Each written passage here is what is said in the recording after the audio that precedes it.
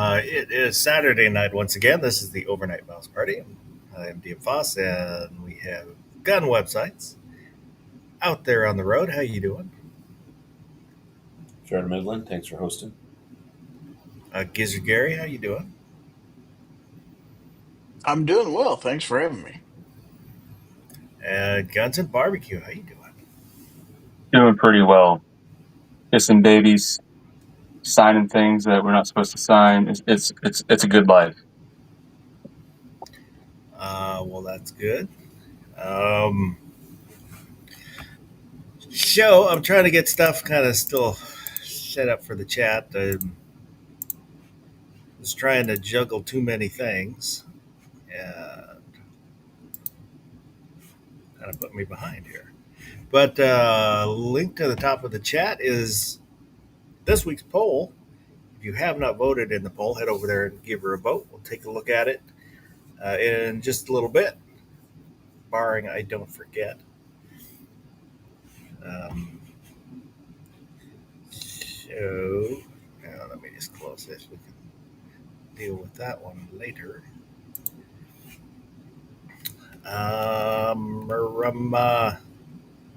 Yeah. So the new one, the Bonta, the one gun per month. The Ninth Circuit put out their official ruling, which means there won't be an en banc. So the ruling that one gun per month is unconstitutional will stand. And in that ruling, they said that you can't meter out constitutional rights,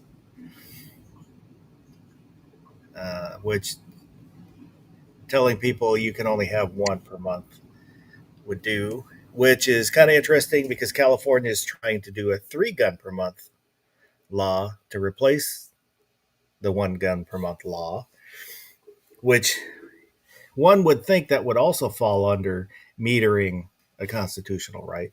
So we'll see how that shakes out. Also in that ruling, it said that the 1 gun per month was unconstitutional because California's argument that if you have 1 gun, then you are exercising your Second Amendment right. But the Ninth Circuit points out that the wording says guns. It says arms, plural. So that's good. And Duncan v. Bonta. Well, there's just some kind of weird assumption that by throttling the speed at which or the rate at which you purchase, that's somehow safer for society. They haven't proven that ever. Like, it's unconstitutional, but where have they proven that it does anything to benefit? Well, that was kind of in the ruling also that I don't know when California, I don't know what was all in the law, but it looked like, because I kind of scanned through the Ninth Circuit's ruling, but California might have said that they're part of the reason they're doing the law is to stop bulk straw purchases. But the court points out in no way does this address the bulk purchase part.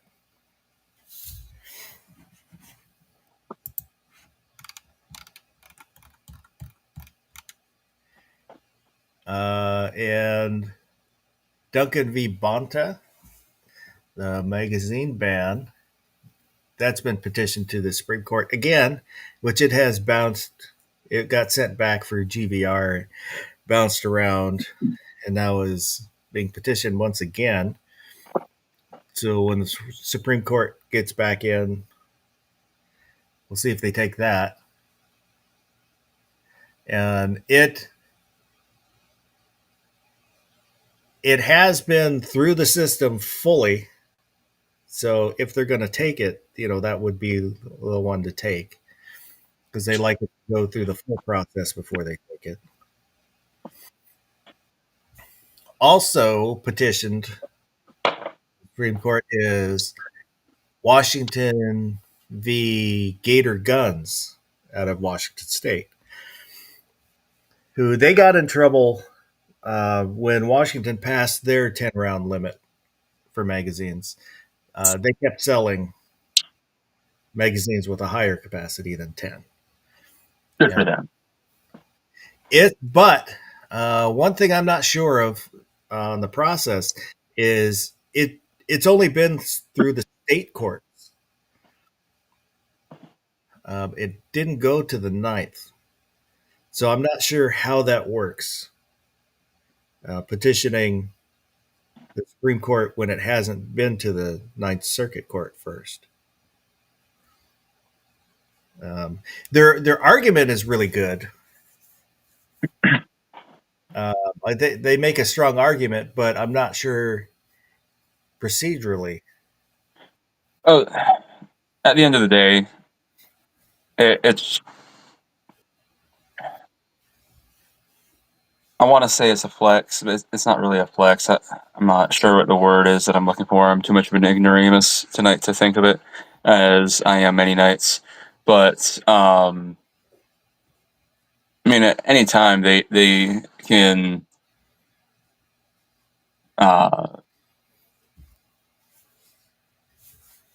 maneuver to the Supreme Court, ask them to step in.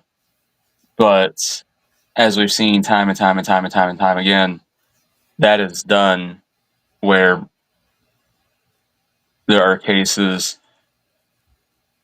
where litigants or the Department of Justice themselves don't like something and they want to jump the process and say, Supreme Court, you need to step in here. And the Supreme Court says, no, we're not going to do that.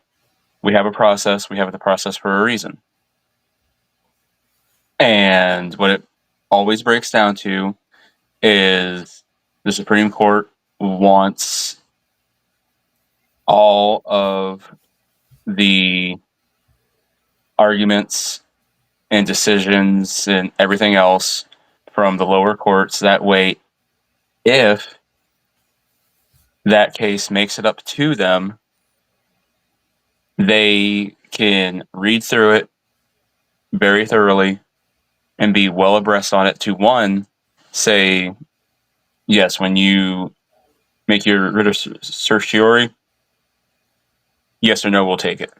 And if they do take it, then when they go to their verbal arguments, they are well educated on what's happened in the lower courts and can ask appropriate questions pertaining to exactly what is possibly going on in this case as to constitutionality or what it being not constitutional. And depending on how answers go, that might then steer those things. But so all it is it's posturing. Just like, hey, look at us, like we get to say we did this, but at the end of the day, Supreme Court's going to say, yeah, get out of here. We're not doing that.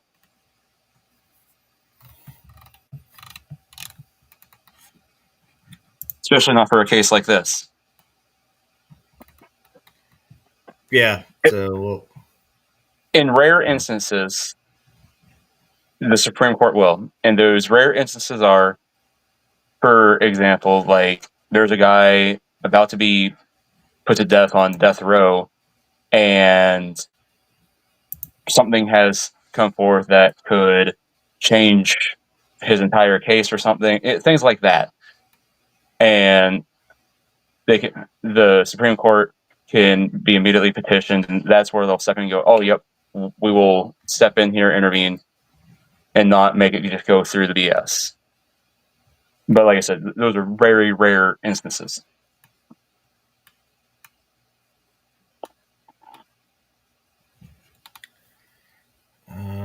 was just trying to look up something. I saw something. I saw TJ Fishing was out there, and I saw something about their folding knife laws, but I can't remember. It was something that was recently passed. It was someone's name law, someone's law, but I don't remember what it was. Oh, Gary's Law. And in the story I saw, they were passing out the little metal detectors so the cops could wand more people looking for folding knives. They're the little metal detectors, like the little rod ones that you stick in the dirt when you're the metal detecting hobbyists. When they're on the beach or something, and then use the little one to poke in the sand to find the whatever they're. Oh, I haven't seen those. That's just unconstitutional, trying to deprive people of their knives. What are they thinking here? Well, it is Australia, and they have different laws. Well, they need to rebel. But we'll take a look, see who's out there so far. Vulcan Rumble is here. Gizzard Gary. Skillet Liquor. Boomstick. Oh, whoops. Garage Guy. I guess he's been having his power flickering. TJ Fishing. Good afternoon, I believe, for TJ. X Adam 1.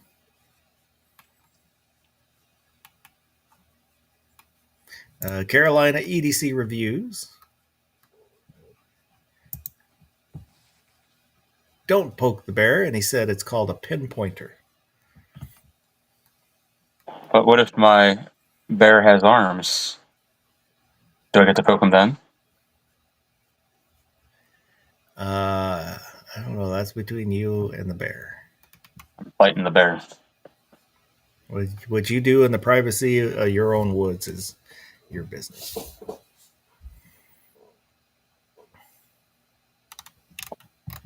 What's this about privacy and doing woods? Is that what I heard? The two consenting adults. I guess so. I think those are pretty much the two-way stories that I caught this week. Was there anything else that happened? Anybody know about? I saw something from Florida Carry on Facebook. They shared this thing from another place. I don't remember where they shared it from, but it said that there was an 8-1 Supreme Court decision this week that was just apparently huge, but I couldn't find any information on it. I don't know. They're on their summer break right now. I know that, but I don't know.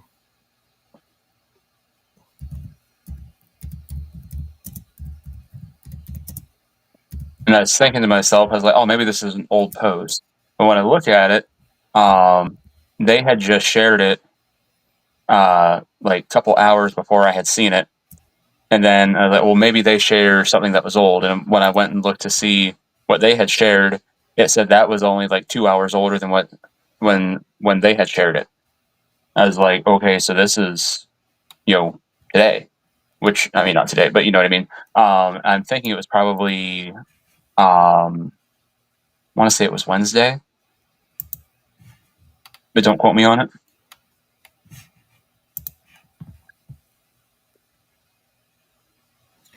Well, here. I don't know. Come on. There we go.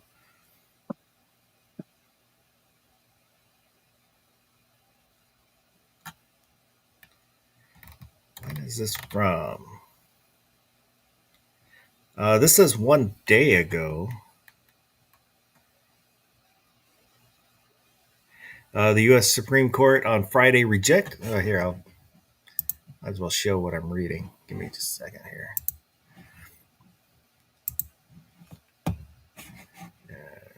Bring that up there. There we go. The Supreme Court on Friday rejected the challenge to the constitutionality of a federal law. Oh, fuck off. That bans the possession of a gun by someone who has been the subject of a domestic violence restraining order. The vote 8-1 with Justice Clarence Thomas dissenting. The court upholds that an individual has been found by a court to pose credible threat to the physical safety of another. That individual may temporarily disarm, may be temporarily disarmed, consistent with the Second Amendment. Chief Justice John Roberts wrote, since the founding, our nation's firearm law have included provisions preventing individuals who threaten physical harm to others from misusing firearms. Yeah, when we put them in jail.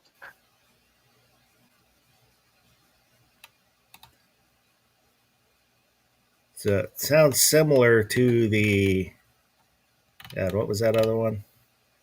Rahimi. Yeah, Rahimi. So I had no idea about this case. I didn't know it was on the radar. Nothing. I was unaware of it also. Any chance you're able to look up Clarence Thomas's dissent? Just because I'd be interested in hearing that. Oh. Well, what? No, they don't even say what the case name is.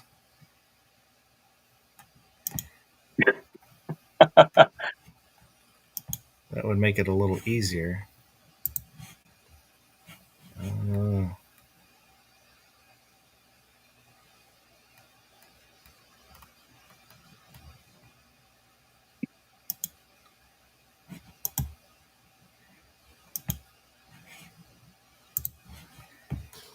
So that's a video.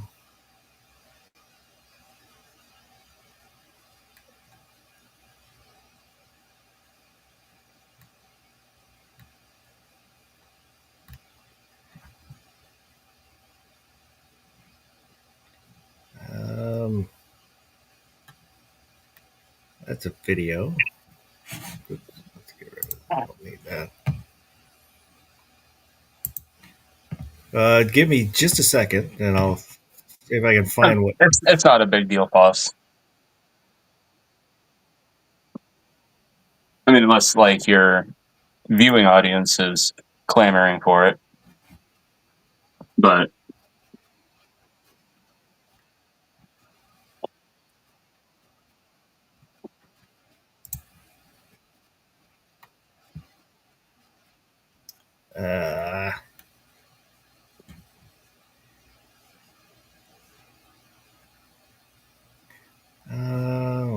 Let me check this one. Well, I figured, well, I'll watch this video real quick, and it was a goddamn AI video that was stretching out the video for as long as it can, so it just shoved a whole bunch of words in there. Oh. But.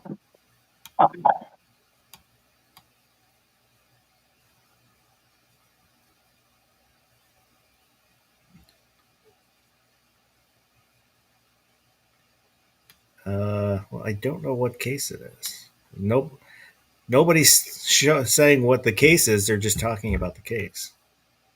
Yeah, and like when I found that post originally, I was going through it, and a lot of Trump hate in that post. You know, a lot of people were bringing up the comments that Trump made back when he was running in his first election of take the guns first, due process later, things like that. And yeah, they were making reference to like, oh, looks like he's getting his wish, all that fun jazz. It's like, what did I miss? But nothing ever said what the case was.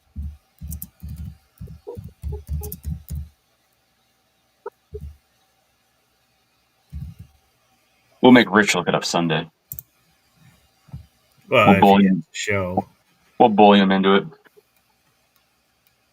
he doesn't show up for his own shows. Nope. We'll get Ron 2A to do a show Sunday. I say, even if Rich does a show, all of us go over to Ron 2A's panel, jump on there.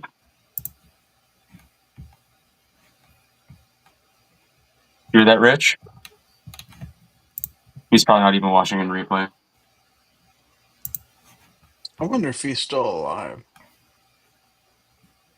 Yeah, I'm gonna say that those cats won't let him die. They may be eating him right now. Would you eat Rich if you were starving? No, I Exactly. would not. No. Would not. Why would you wish hateful shit on those little kittens? Good point. I have no basis of reference, but I would expect him to be kind of tough and stringy.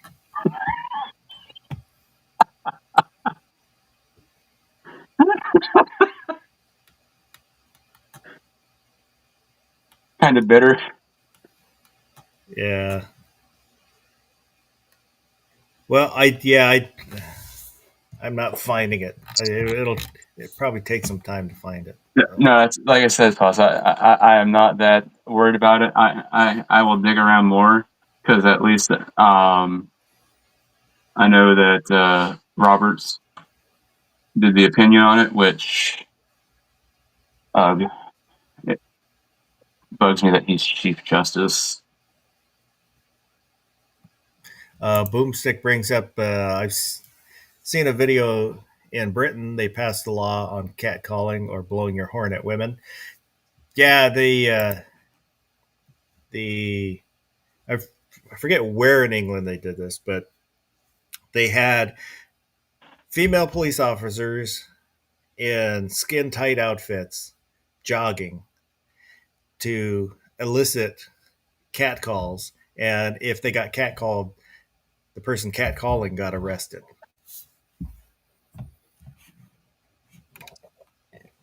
So if I was outside calling my cat, I'd be arrested.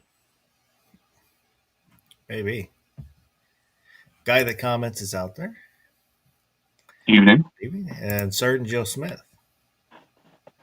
Well, my question is, if I went out in gray sweatpants, would those female officers still be allowed to catcall me? I don't know. From an American perspective, British law is kind of goofy. Oh yeah. If the I British watched. people think they can come over here and enforce their laws in the United States. Yeah, no. Well, it's not so much that they think they can come over here; they just want us deported there to prosecute us. I watched a clip from, it was about a year ago, I believe. A guy was being arrested for sharing a post. I don't remember if it was Facebook, but a social media post that the Crown didn't like the topic. So they arrested him, and he pointed out the irony that he was being arrested, and he points at another guy and said, "I'm being arrested for sharing a post. He's the one that posted it originally, and I'm being arrested." I don't know if that other guy ever got arrested, but they were arresting the guy for just sharing a post.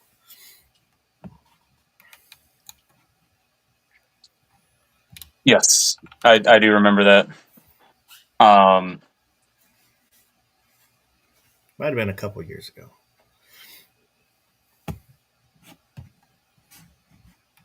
Speaking But again, of, oh, go ahead. I was just saying again, I don't know British law, so it's a foreigner's perspective. All I know is we took all their tea and dumped it into Boston Harbor.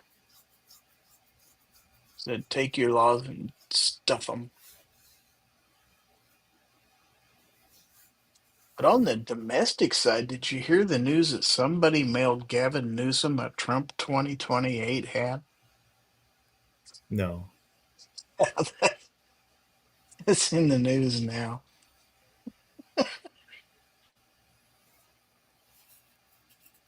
The fact that that's even in the news, like, why? That's hilarious. Were his feelings hurt? Yeah, a little bit.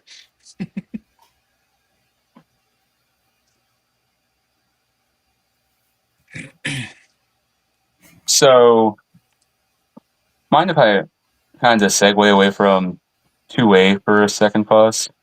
Sure. Have you heard about the Roblox stuff recently? The Roblox, Roblox, or whatever. The kids game. Yeah, you've heard about the controversy with it recently, or you just heard of the game? Well, I've heard of the game and maybe the controversy, depending on what you're Well, bringing up. I thought I'd bring it up because I've got 2 young kids, and if anybody else has young kids out there, I figured I'd mention it so they could make a decision on if they want to continue to allow their children to play such a game. Because I told my daughters, I was like, no, this is getting blocked from your phones, no more.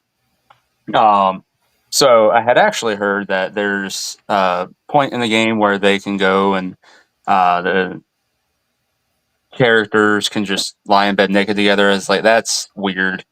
But as like, I also come from a generation where the world was losing its mind because we had a video game where we could get in a car and apparently rape hookers and beat them to death with a golf club.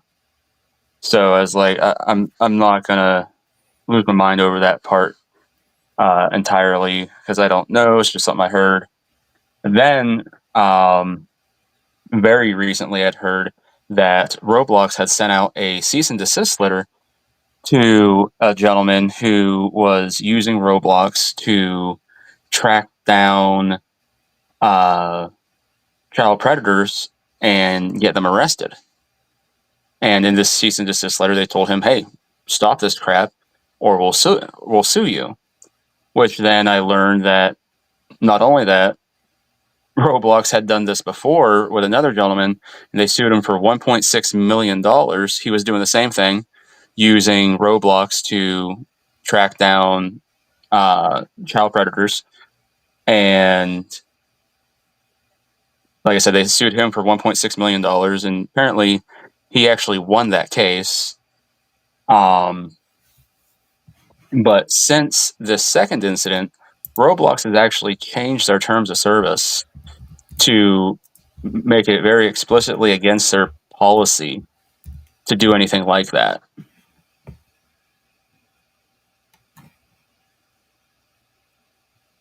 And it's like, that doesn't sit well with me. I told my kids, I was like, sorry, kids. They took a hard stance at protecting these people. So no game for you. And I just thought I would, kind of mention that because, this is a game designed for kids, and the creators are like, hey,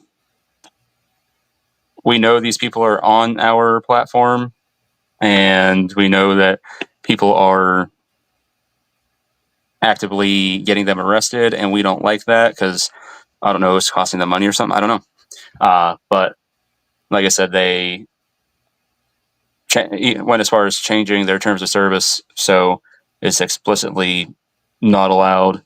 Now Chris Hansen is actually apparently doing a big deep dive into it, which I thought that's kind of funny that it's gotten so big now that Chris Hansen is looking into it. Bubba Triclops Ballistics is out there. Good evening. Good evening. It's been a while. I hadn't heard that specifically, but I have heard other things about Roblox, like adult groups being in there. when Roblox bought Gilded, uh, which it's like Discord that we used to have a Gilded Yeah. server, which I loved. Gilded, the stuff you could do with it was great. But when Roblox took it over and then requiring everybody to have a Roblox account, that's why we left Gilded. So I was not going to Yep. require everybody to get a Roblox account just to be on my Gilded server. So that's why we went back to Discord.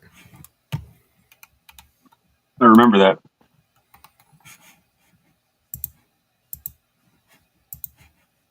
But yeah, I didn't mean to like bring down the tone of the chat or anything. I just thought like that was kind of an important happening thing at the moment.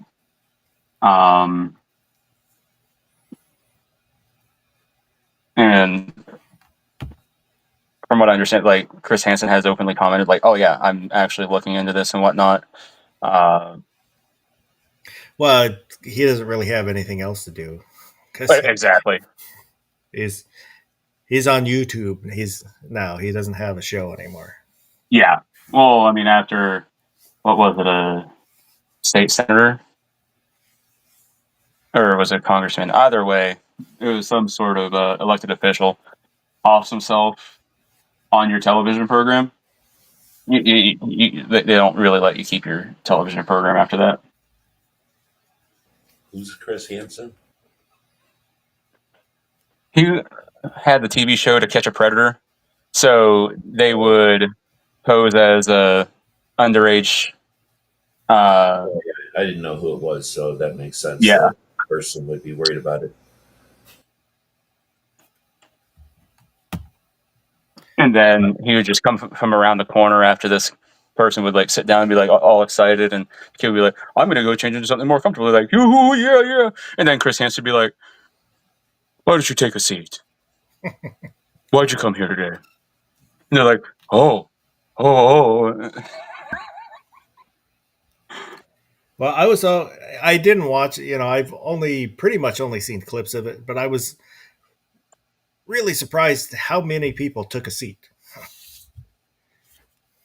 Oh, I mean, you work retail, Foss. When I worked at Walgreens, like the amount of times that we knew somebody was shoplifting, and we would just say, "Come here," and they would just come here. Like, you don't have to do that. Just walk out of the store. Like, every store in America now, at least for your big chains, have a very strict policy of you're not going hands or anything like that. If they leave, they leave. Whatever. We have insurance for a reason. We don't care. They want all the money in the register. Cool. Give them all the money in the register.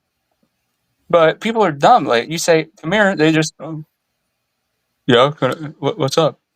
We know you're stealing. Like, you're gonna wait till the cops get here. Oh man. It was surprising how many people back in the day when they're heading towards the door with a case of beer and you use a strong authoritative voice and tell them, "Hey," and yell whatever you yell at them, that there were actually people that would stop and either put the beer down or try and make an excuse. Some would just, as soon as you say something, they book it out the door. But Yep. it's surprising how many people would actually stop.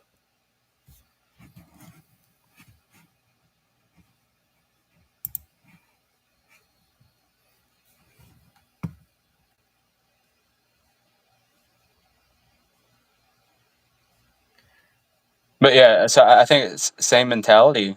That show, he's like, "Sit down, have a seat." It's just like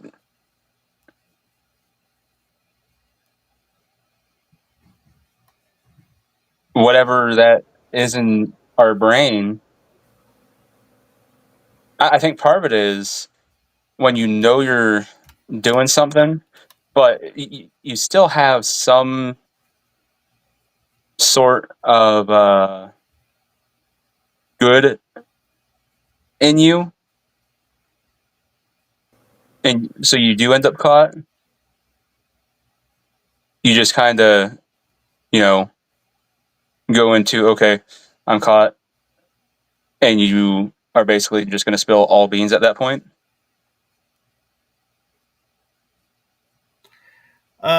Yeah, those would be there. You would get that now and again, and those were the only few that I would feel kind of sorry for.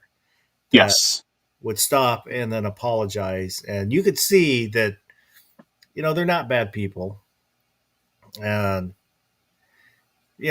basically I would just tell them, hey, I'll cut you a break. I'm not, I won't call the cops or anything. Just leave the stuff, and then don't come back. X out of months that I still recall the dumbest beer run that I saw was at the store. A guy tried to steal a 24 pack, stumbled and dropped it, made out with 2 beers in hand.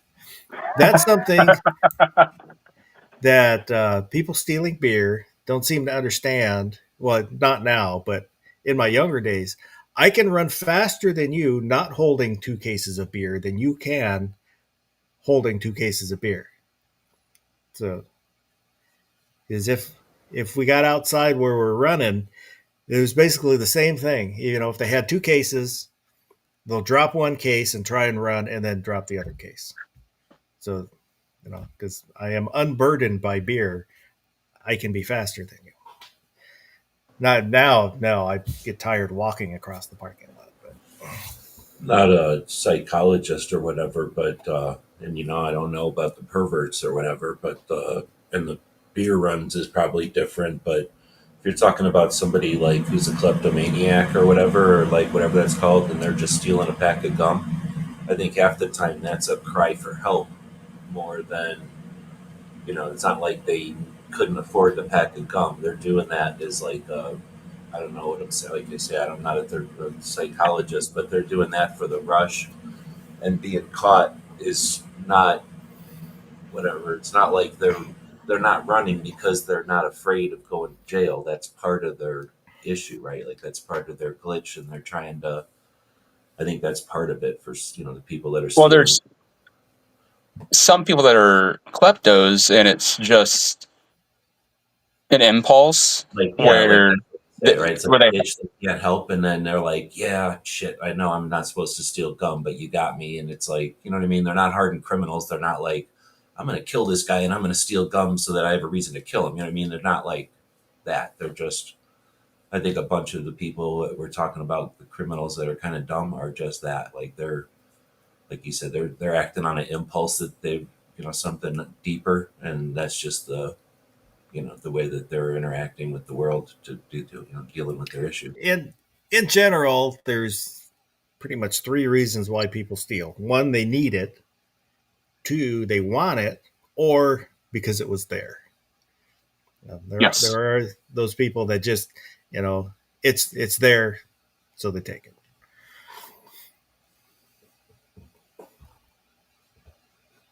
Over the years, when you're younger and fit, and when I was 200 pounds of steel and sex appeal, yeah, that was a way to break up the monotony of working at night, is chasing down, tackling shoplifters and stuff. And then as I got older, and through different experiences, got to be where if I questioned something, I would just go up and talk to them and tell them, hey, just, if they've got, you see them with stuff that disappears,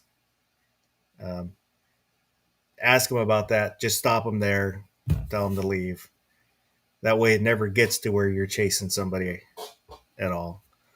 Well, I think that's something that actually benefited me when I did make the move into working security, was working at Walgreens as long as I did. Because Walgreens had a very strict 0 tolerance for shoplifting. Like it could have been a friggin' 10-cent Tootsie Roll. Like I said, corporate policy, zero tolerance. So if we suspect, which it wasn't anything ever like that, and there were times where manager would like, hey, like, get it, but like you said, boss, not again, don't come back.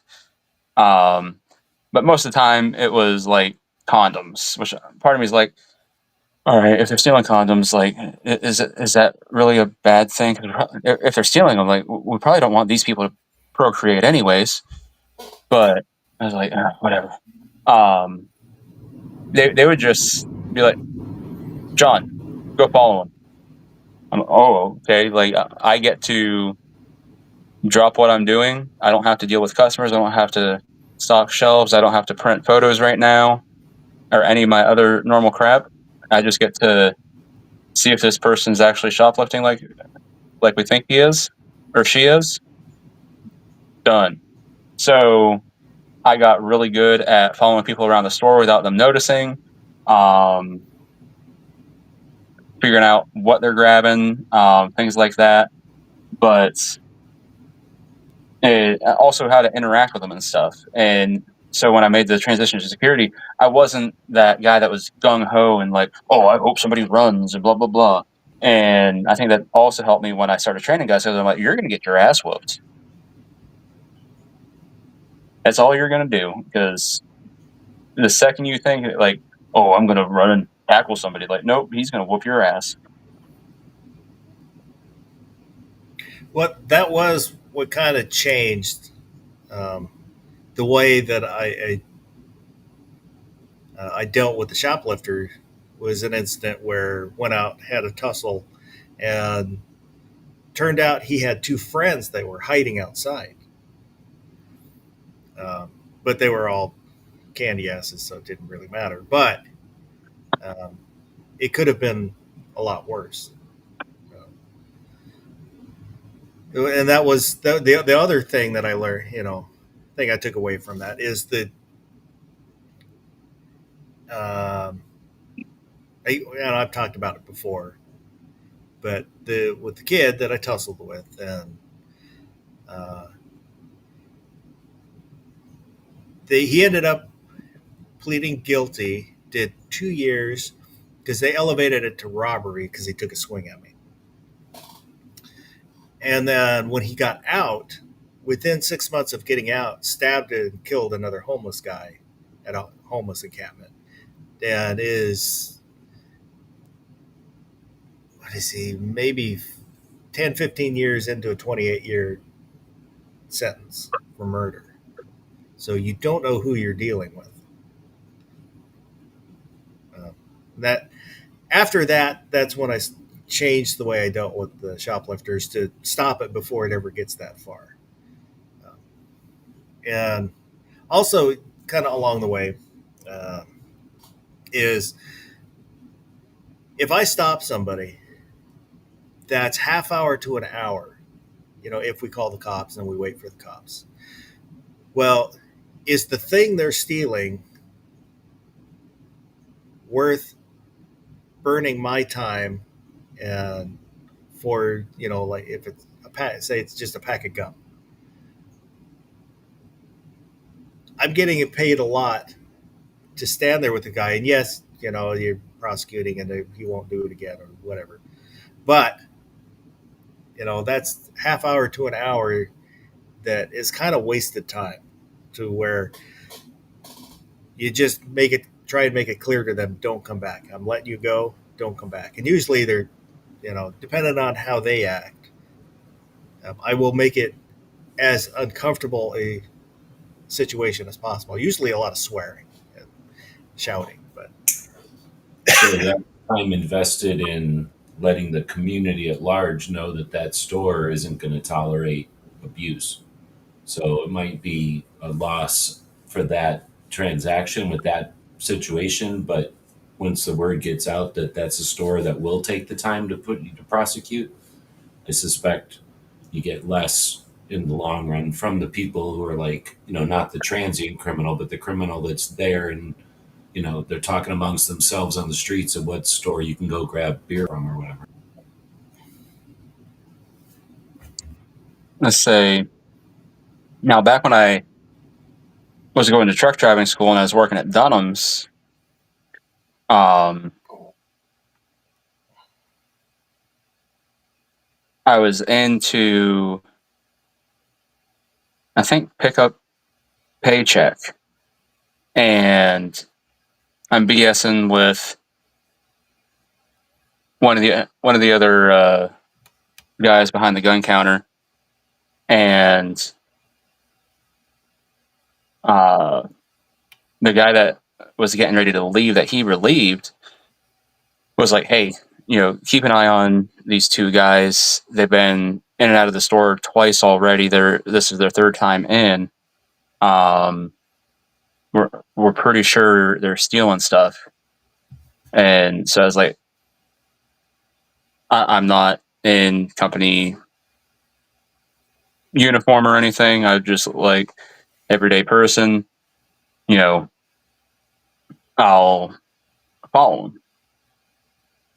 And I'm following them for like 2 minutes, and I'm like, they're stealing ammo. Not just a little bit either. Like, I mean, they're grabbing a good amount. And these guys were good too. They were working 2-man operation, and it didn't take long for them to figure out that I was onto them. So instead of being together, they split up because you can only watch one. You're only one person. So I just went. I was like, call the manager on duty. Get her over here. Like, they need to call the police. And she comes up to me. She's like, "What do you want me to do?" I was like, "Call the friggin' police." I was like, "They're robbing us friggin' blind." No pun intended. And so she's like, "You guys need to go, blah, blah, blah." I was like, "Take the stuff from them.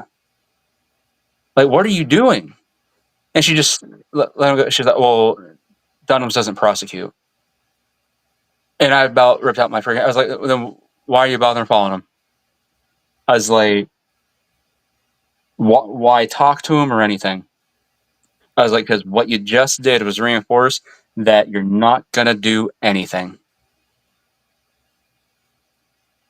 They know now that they're gonna get away with it, and any of their pieces of crap friends that want to do crap like that, they're gonna tell, and they're gonna come in and do the same things."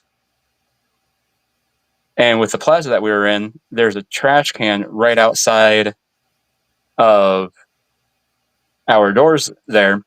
It was filled with crap that they had just loaded up their pockets with, went outside, literally stole the stuff, threw the packages away right there. I was like, "You've got to be kidding me." They probably walked out that time when I caught them with probably 6 boxes of ammo each. So I asked the store manager, I was like, "Why doesn't the company prosecute?" So, "Oh, well, it's too much money for them to do by the time they get loss prevention in here to go to court." I was like, "You don't have to have loss prevention in here to go to court." I was like, the only person that would have had to go into court would have been potentially you, because you're the store manager, and so because they were the manager on duty. I was like, you guys could have had me brought into court if you wanted, because I was following them. I was like, but at the end of the day, if you would have had the state police come in here and catch them with the 6 boxes of ammo that they were shoving into the friggin' bags that they had already gotten from us, and they didn't have receipts for that stuff or anything. And then, we had the other stuff out in the friggin' trash can that they were clearly throwing away on camera and everything else. I was like, none of that involves loss prevention. I was like, loss prevention could have come in and checked the cameras later and been like, "Hey, good job."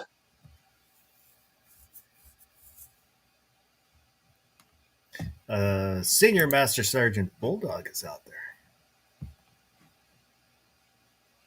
Good evening. It's been a while too. Haven't seen him in a long time. Yeah, good evening. And also, where'd he go? The goddamn bacon. Bacon. Don't poke the bear. Said X owns a liquor store. I worked ER. Guy tried to shove a bottle down his pants. She confronted him. He fell, broke the bottle, cutting his junk all to hell. Was there when he went to the OR. That is called a white trash vasectomy.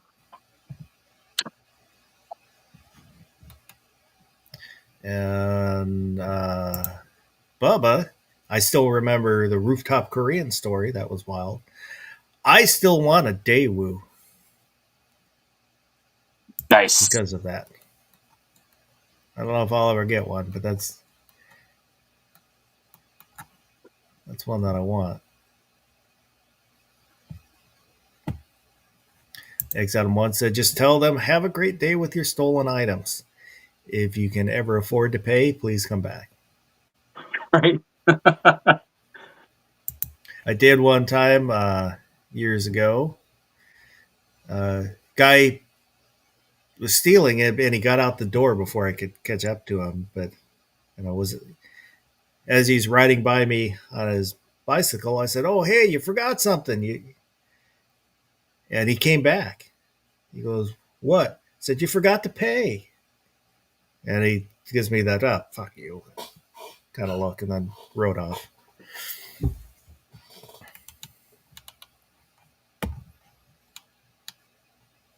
Great.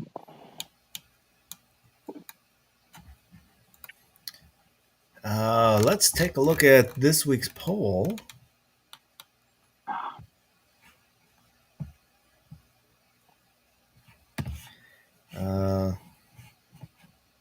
As I remember how to do that.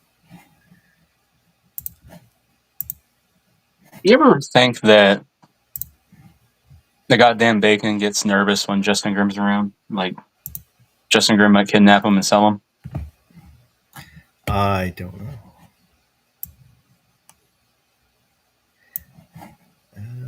This week's poll was, are you brand loyal? I know I can trust the quality of brands to which I'm loyal. Only on expensive items. Not really. Or I buy what I can afford. Pretty even. 34% said I buy what I can afford. 33% said I know I can trust the quality of the brands to which I'm loyal. 29% said not really. And 4% said only on expensive items. Sergeant Joe Smith said, I only buy Great Value or Sam's Choice brands. The goddamn bacon said, depends on the neighbors I acquire my supplies from.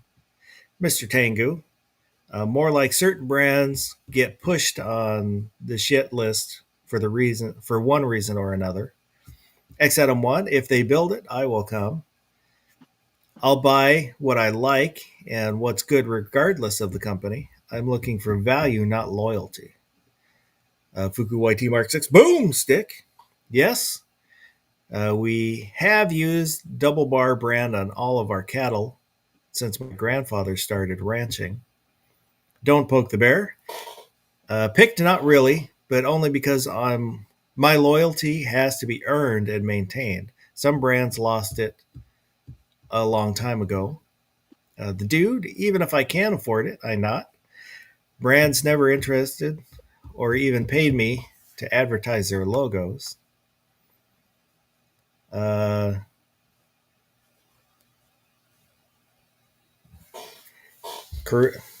to get the name. Kirill Slavitonov.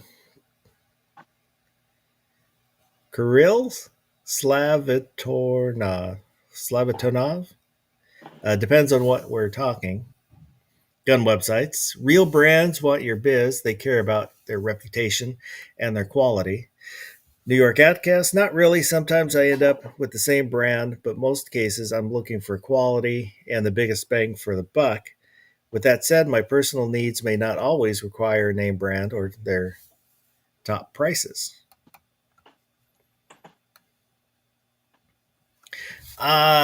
Yeah, if if there's a brand that I buy and I like the quality of the thing, I will tend to look at that brand um, when I'm looking for similar items.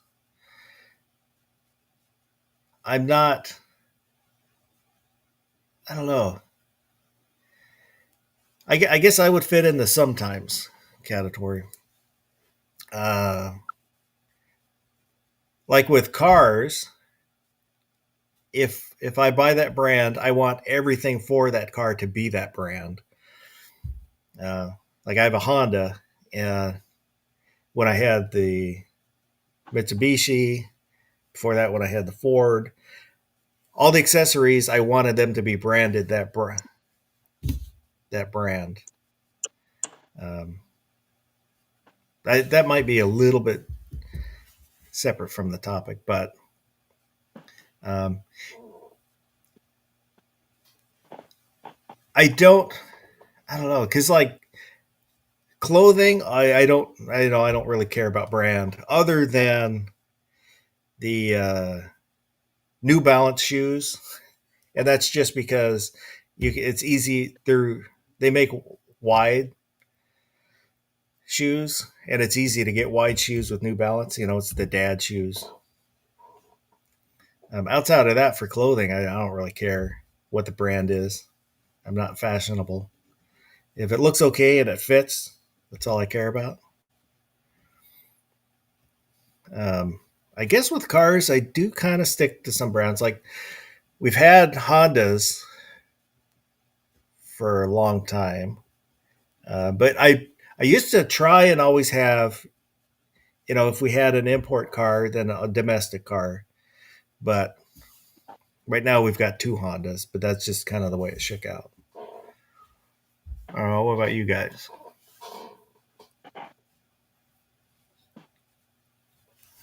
It depends. Oh, you can go I first, know. Gary. I know when I'm picking out a late night chat to watch, I always look for brand names like DM Foss and the goddamn bacon and stuff. I won't accept substitutes. So you look So for the budget brands. Definitely, substitute bacon is a bad idea. if I see somebody out there called the gosh darn bacon or something, I'm gonna know that's not the right guy at all. Uh, So, a knockoff chat. but I mean, it depends on what I'm buying. There are some things that, and this is just because of experience and everything else, I know that I will be happy with this brand and won't be buying just the cheapest thing that's out there. There's other things where it really doesn't matter. So I kind of pick and choose on that. But I chose the first option because that's the one that made the most sense to me. I know I can trust the quality of the brands to which I'm loyal. That doesn't mean I'm always loyal to brands, but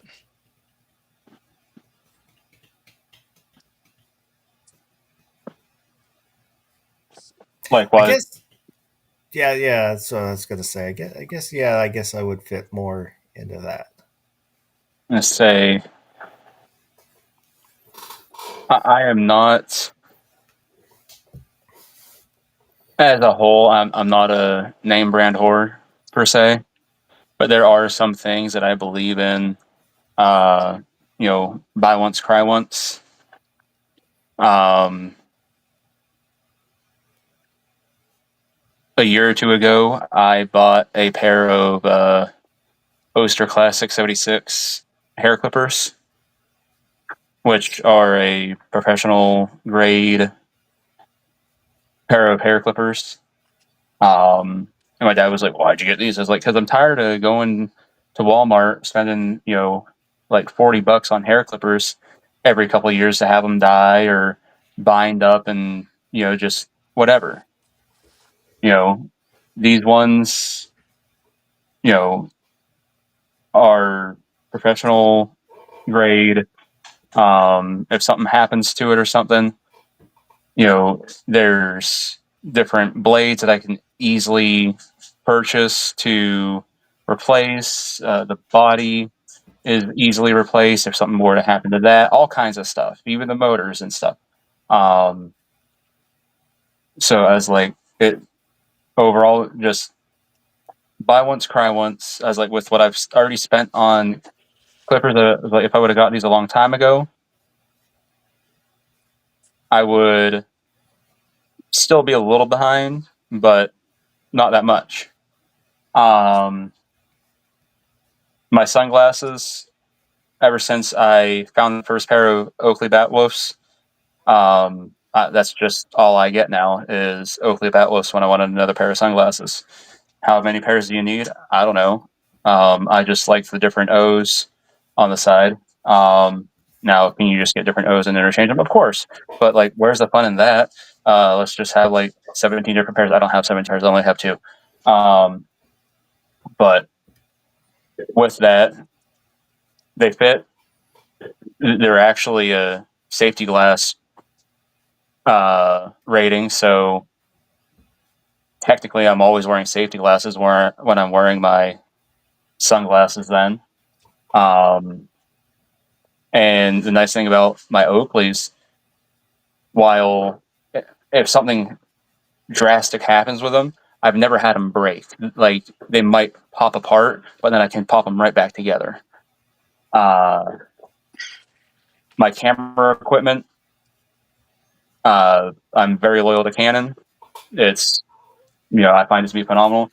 Like, there are some things where I am definitely brand loyal, but with those things, like I said, I'm usually just at a point where I'm like, I trust it, and I feel like it's more of a buy once, cry once, and just be done with it. Verity F is out there. Good evening. Even. They said they've been very sick. That's sad to hear, but I'm glad to see you.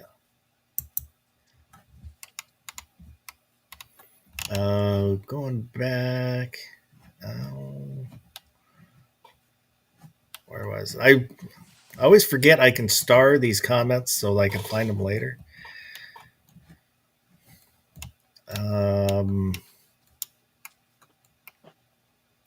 God, what was it? Somebody had suggested. There we go. Boomstick said, if you want wide shoes, look up Fitville shoes.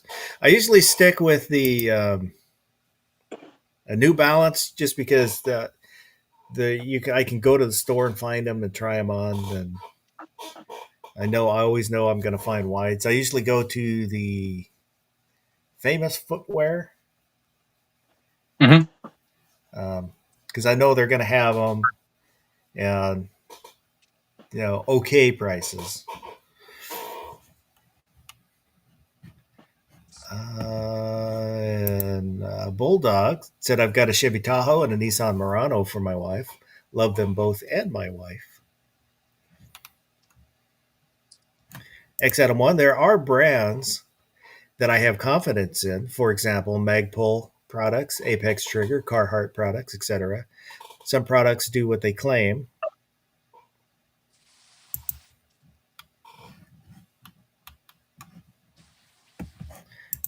Don't poke the bear. I was loyal to SIG with my 226 and 229, but the voluntary upgrade killed it for me, and I don't regret it now. Spyderco, Makita, Wiley X have been good to me for years. Bubba, I give things a shot and choose from there. I don't really have brand loyalty outside of I'm extremely loyal to Monstrum and Arkin Scopes.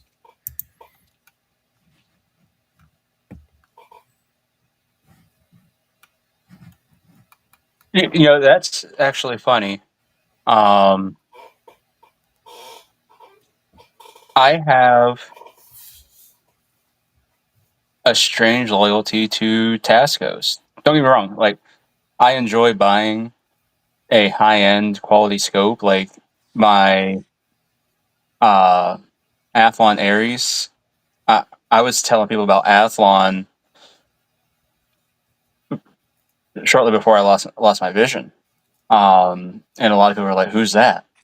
I mean, so that was 7 years ago now. Like, love that scope, but at the end of the day, like I said, I've got a strange loyalty to Tasco because growing up, like that's what we had on all of our deer rifles. And the thing is, at the end of the day, they hold zero, and that's all we needed them to do. Is it the clearest glass? No, but did it hold zero? Yep. And I mean, they would hold zero year after year after year. X-Adam1, I like using products as intended without worrying about products failing or being damaged. Don't poke the bear. I wear a size 16 double E width, and New Balance and Keen have been tried and true.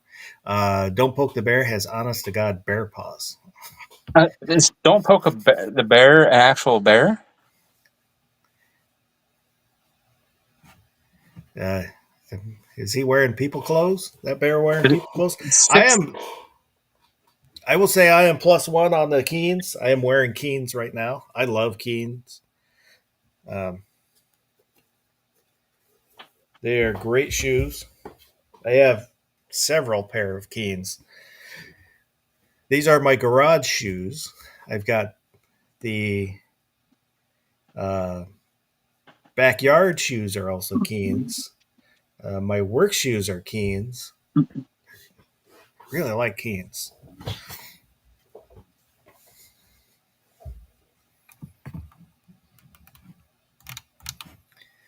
And at the bottom of the screen, remember to do the banner. There's an email address on technicalfoss@gmail.com.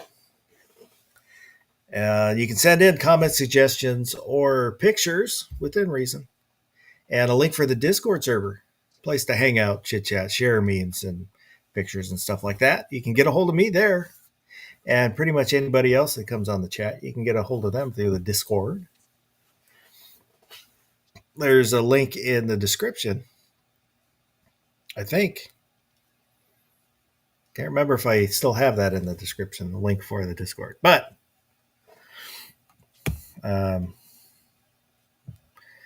yeah. Do we want to do a bracket?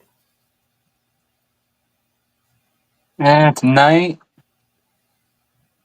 Yeah. Yeah. Let me do this here. Let's get it on!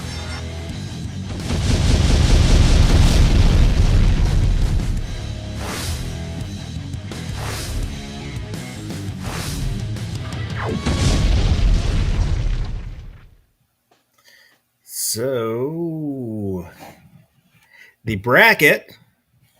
Oh, let me bring it there. Window there.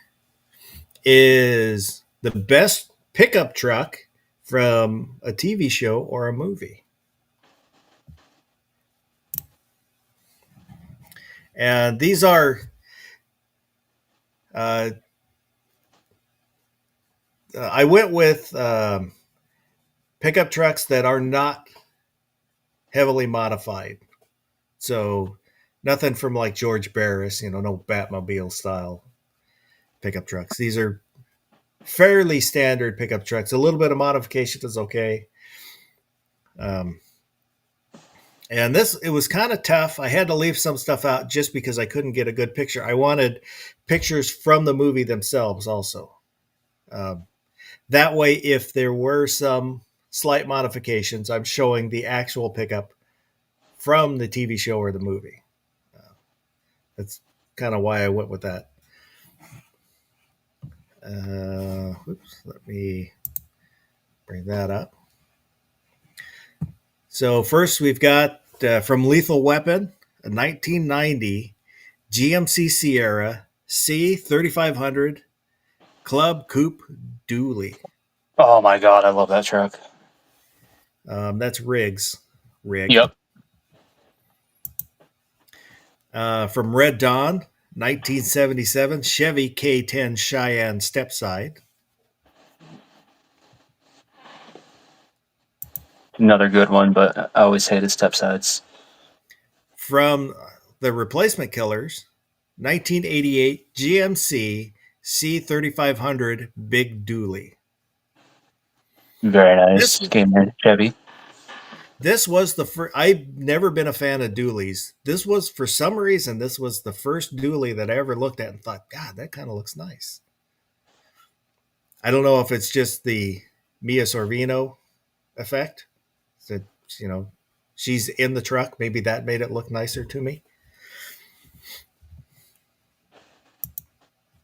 Sanford and Son, 1951 Ford F1.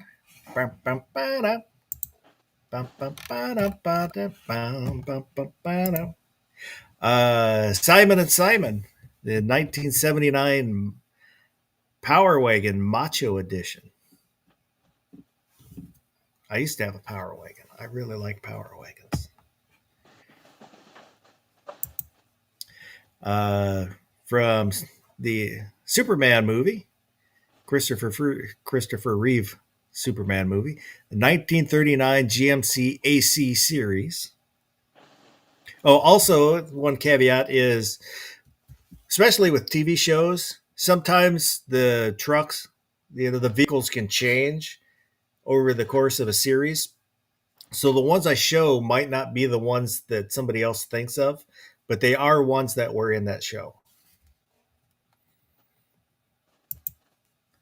From Tremors, 1963 Jeep Gladiator J20 thrift side. Nice. From Twister, 1982 Jeep J10 Honcho.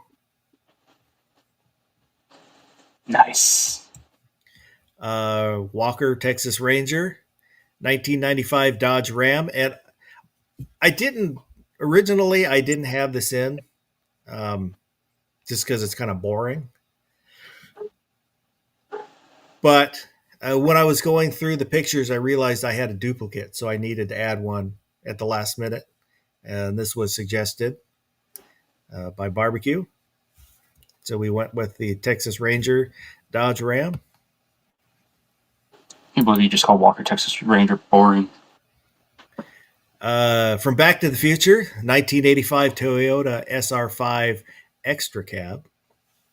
That thing is so sweet. Dazed and Confused, 1972 Chevy C10. I had a buddy that had one like that. That's nice. From Dukes of Hazzard, Uncle Jesse's, his 1973 Ford F100.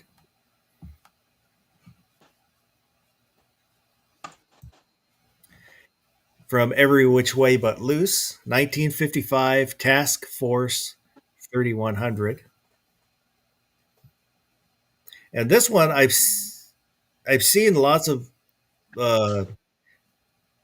listings that show it as an Apache, but the Apache didn't come out until like 57. From The Fall Guy, 1982 GMC K2500 Sierra Grande. From Goldfinger, 1964 Ford Falcon Ranchero.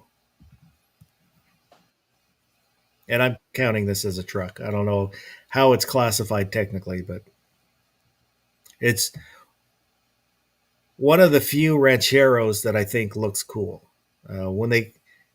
As they get later in years and get larger, they get really ugly. From Invasion USA, 1978 GMC K1500 step side. I guess that's the last one. I am a fan of the step side. I like the way they look. See, that's what I guess. So you don't like dualies, but step side's good? Yeah. Interesting. Yeah, but see, that's the weird thing too. Is I like dualies, but I'm not a fan of stepside. Part of the reason I don't like stepside though is the box of the bed often not as wide. No, it's a waste of a bed. Mm-hmm. I got to add the. Was that a 95? Did I say? Do you remember? Dodge. Yeah. Yes.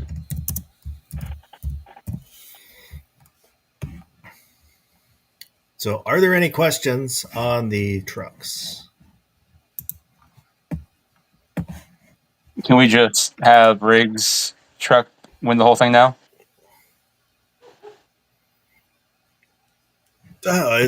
We'll have to go through the contest and see who wins. I understand formalities.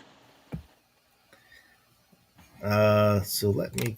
I got to go up here and shuffle, shuffle, and we'll stop.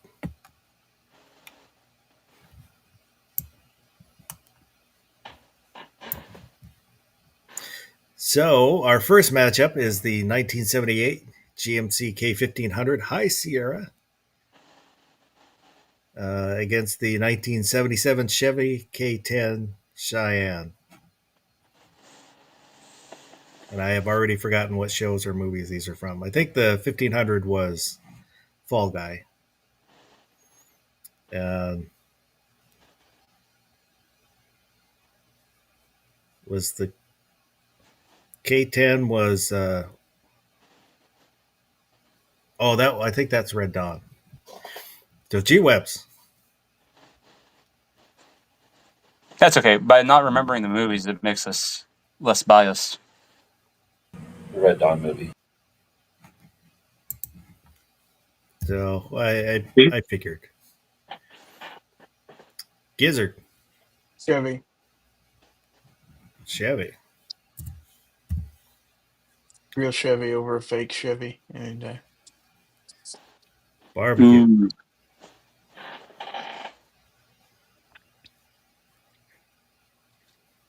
You have to go with the K10. K10. Don't Poke the Bear said Fall Guy. The goddamn bacon said Hank Hill's truck didn't make the cut. No, I didn't do any animated trucks.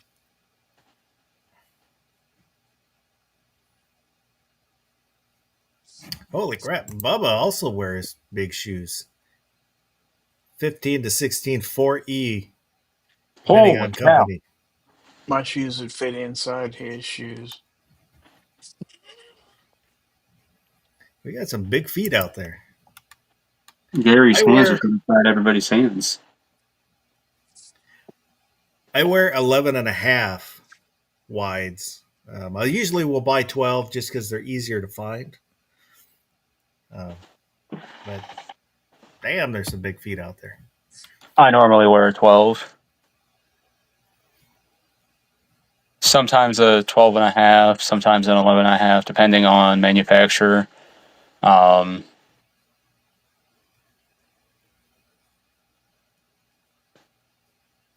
prefer a wide, but I can fit into a regular. X Adam 1 said Fall Guy. I cannot fit into regulars. And Bulldog sent in some Gorn, so don't let me forget after the bracket to look at the Gorn. X Adam 1 said, I believe the Fall Guy truck was an 82 GMC 2500 Sierra Grande. This is what I was talking about. They used actually a couple different trucks during the show when I was researching the trucks. So the ones that I show might not be the ones that you think of, but they are actually ones from the shows. Don't Poke the Bear said, you know the deal with guys with big feet, right? Huge socks. I think you had a typo there. Well, This is tough because the Fall Guy truck is cool, but the Red Dawn truck is a step side, which is +1 cool. I think I'm gonna go the K10. The K10 is gonna move on. Now we've got the 1972 Chevy C10 against the 1995 Dodge Ram.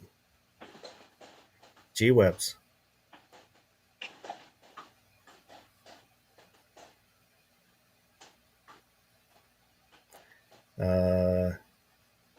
You're muted or are you away?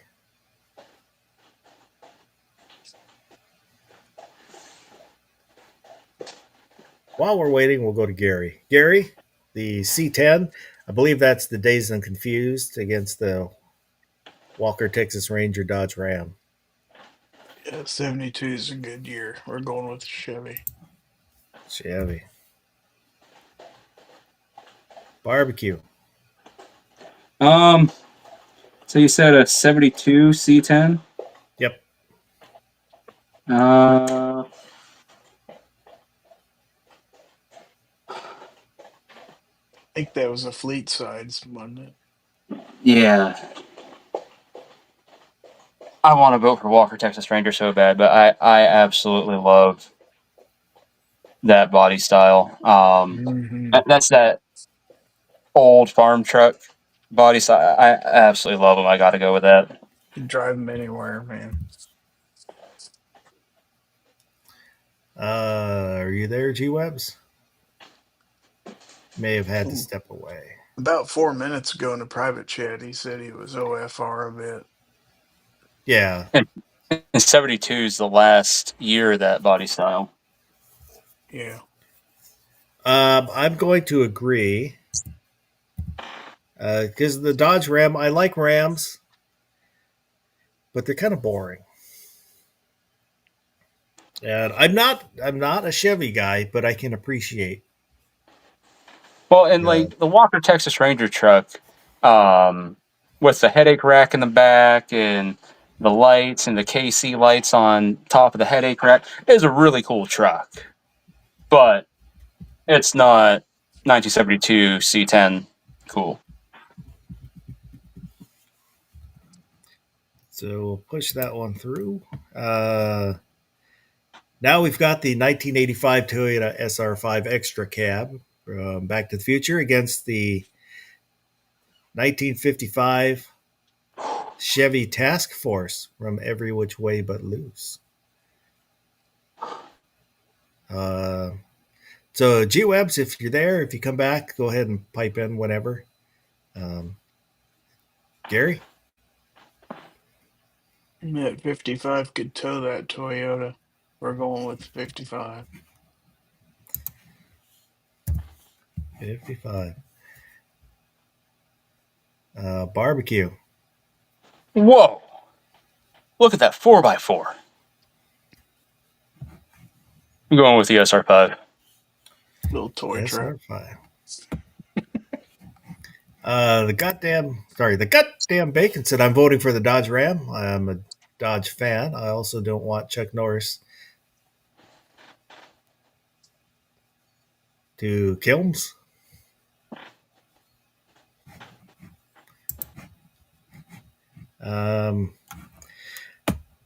Yeah, I'm gonna go with the Toyota. It was just too darn sweet. It is, and yeah, I don't know which one would. I was gonna say the Toyota would outlast the Task Force, but the Chevy Bullshit. would still be going too. Gary only wants that Chevy to win because he was on the assembly line when it was made. Well, he's always wanted a sidekick monkey. Oh, I do too. And a trunk monkey. Both. That's back when they made trucks out of heavy gauge steel. Mm-hmm. They were tanks, literally. Just about. When you crash them, they just hose out the interior and resell them. Pretty much, yeah. Just get the blood out of there. Clyde, right turn. Now we've got the 1988 GMC 3500 Big Dually from Replacement Killers. It's an awesome movie. If you have not seen it, you should watch it. Chow Yun Fat and Mia Sorvino against the 1963 Jeep Gladiator J20 from Tremors. Gary. Jeep. Jeep. Gary's like, "Keep that." I love the style, the Gladiator and the Honcho. I love the Jeep trucks, the look of those. Barbecue. So the 3500, was that still the square body style, or is that when they? Well, I shouldn't say is that when they, or, but was that the new body style for the 90s? Because they actually were still making the square body style up until I think like 91. They were doing both from 88 to I think like 91. I So, couldn't tell you. all right, we'll go with the Jeep then. Jeep. X-Atom 1. So vehicles in shows went from the cool factor to just product placement. A Ford Taurus was the assassin's car in the movie Assassins. Really? A Ford Taurus? Oh, the Great American Yeah, Fleet car. let's say assassins are going to be unsuspecting. Like they don't want to stick out. Probably be a What rental better? car, in which case it would have been a Ford Taurus back in those days. I'm going to go the Jeep Gladiator. Only in a Jeep.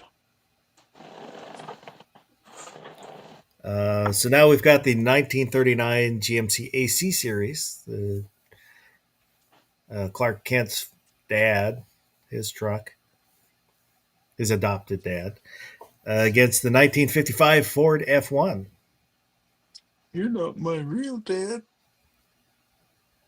Uh, Sanford and Son. Gary. Well, since I suggested it, I'm gonna have to go with Sanford and Son here. Sanford and Son. Barbecue.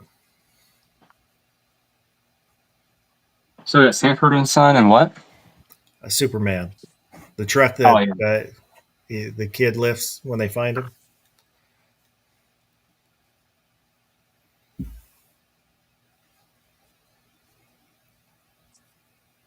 We'll go with Superman's truck just to be different. You Superman knew truck. he was a strong kid if he could lift that truck. He probably weighed 3 tons. Right. I think I'm going to go Sanford and Son. The Superman truck is a cool old truck, but Sanford and Son is just a little more iconic, I think. So now we've got the 1982 Jeep J10 Honcho from Twister against the 1973 Ford F100 Dukes of Hazzard. Uncle Jesse's truck. Gary. Fords back then were crap. We're going with Jeep. Jeep. Jeep. Barbecue. Wasn't Dusty driving the Honcho in Twister? I thought that was what's her face's car? The chick. That was her Oh, truck. it was, wasn't it? Yeah, it was. It was. That's right. Um,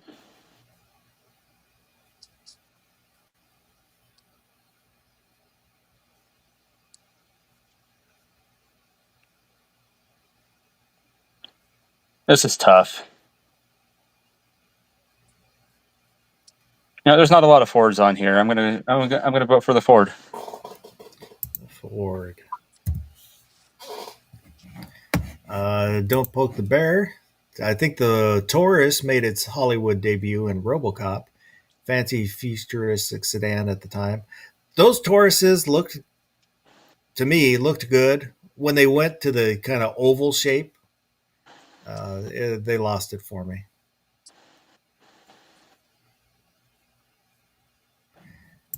The goddamn bacon said between these two absolute classics, I'm picking Optimus Prime. Well, he's not a pickup truck. I'm gonna go with the Jeep Honcho, of course. Now we've got the 1982 GMC 2500 Sierra Grande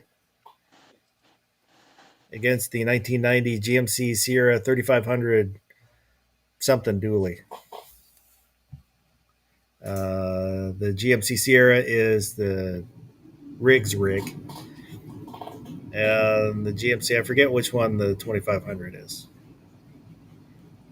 I can look if we need to know. Gary. 90. 90. Barbecue. Briggs.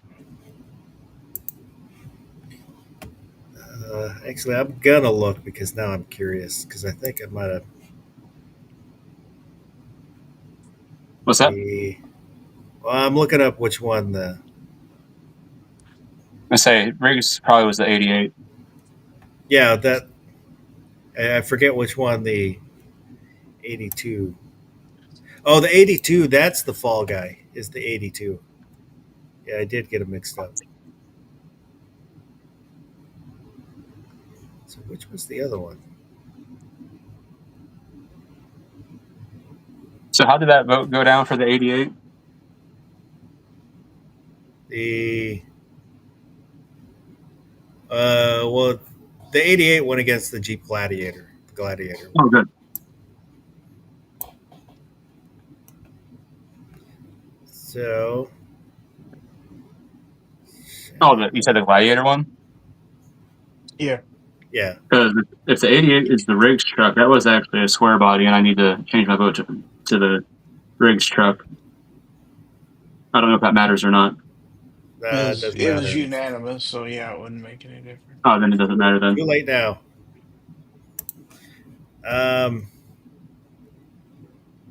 So barbecue. So we've got a 90 that we still don't know if it was a square body or not, versus what else? GMC 2500 Sierra. Is it the Sierra Grande? Yeah, Sierra Grande. Ooh. Sounds What year's that Mexican one? to me. That was 82. That's the Oh, Fall okay. Guys truck. Hmm. Is the 90 a dually? Or not? I know it's a dually, but is it a crew cab? Let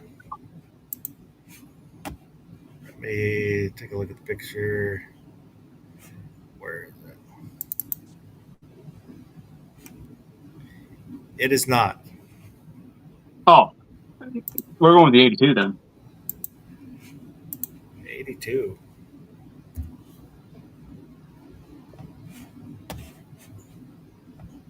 X Adam once said Sierra Riggs truck is boring. It's what old people use to tow their little travel trailers. Who said that again? X Adam. Oh, okay. Thought you were going to say bacon. I was going to say, well, we'll make him into bacon. I'm gonna go the 82 GMC. Let's say, I don't know. Dualies that are not crew cabs, I feel like they're dumb. I don't get it. Makes the truck really wide, but not really long.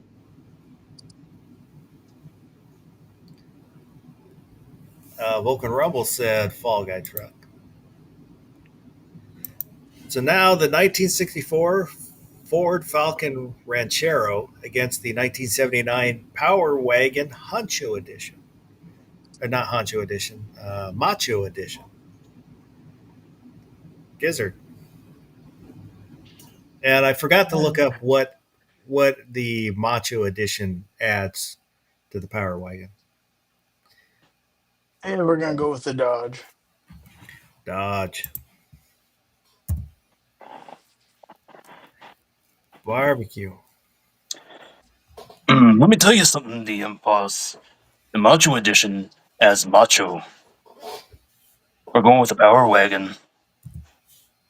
The Power Wagon. I believe I am also going to go Power Wagon. Like I said, I had one. God, what was mine? I think mine was a 78. Which it was a fun truck. It had, I think I had 35-inch tires. Nothing too extreme. And it was a rust bucket, primer red. I bought it that way from a guy I worked with. It's like, yeah, just every spring, just throw on another coat of primer. He had lent it to a friend of his who was a cop, and somebody tagged the car with anti-cop slogans, I guess. The Macho package included unique decals, striping, a roll bar, and auxiliary lights, among other features.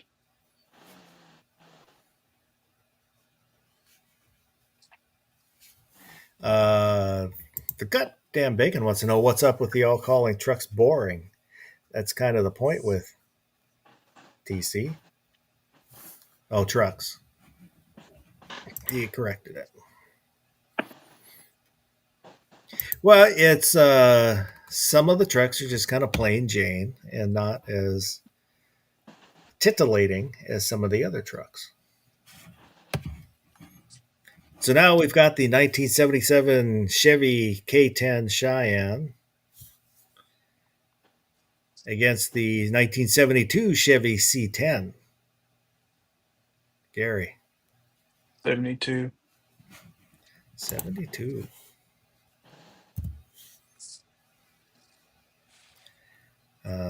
Barbecue. Easily the 72. 72. Roy E. Munson is out there. Good evening. Said no such thing as boring car truck, just boring drivers.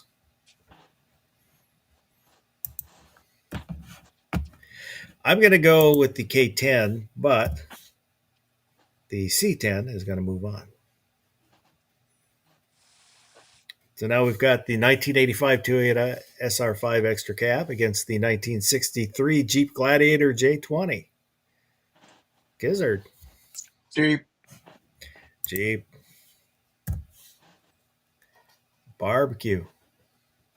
You said this was the SR5? Yep. That. SR5. This is a tough one. I like both. I don't know. Because I really love the way the Jeep trucks look. I have always liked them. But that lifted 4x4 Toyota SR5 is kind of badass for 1980s. Mm-hmm. Mm-hmm. I think I'm going to let this one go to the chat. So we need people out there in the chat to vote. I'm at 50-50 on these. So we need at least one vote out there. The Toyota SR5 Extra Cab from Back to the Future against the 1963 Jeep Gladiator J20 from Tremors. Somebody vote out there. Your vote matters. Roy said SR5. And we'll give it just a little bit, see if anybody else votes.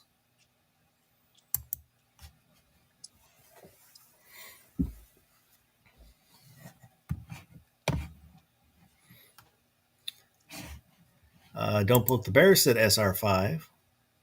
I think the SR5 is going to win here. So we'll give it just a few more seconds here. You have an incredibly smart viewing audience, boss.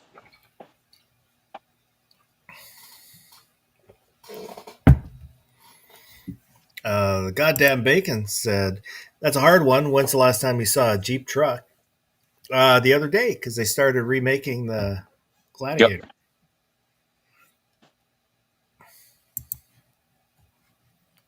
Which I kind of wanted one, but I need the utility of an SUV.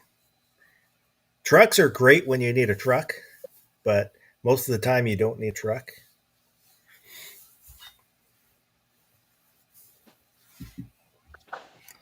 So I think we're going to call it for the SR5. So now we've got the 1955 Ford F1 against the 1982 Jeep J10 Honcho. Gizzard. Jeep. Jeep. Barbecue. Whatever's not a Jeep. So Ford, that's the Sanford and Son. Oh. This is another tough one.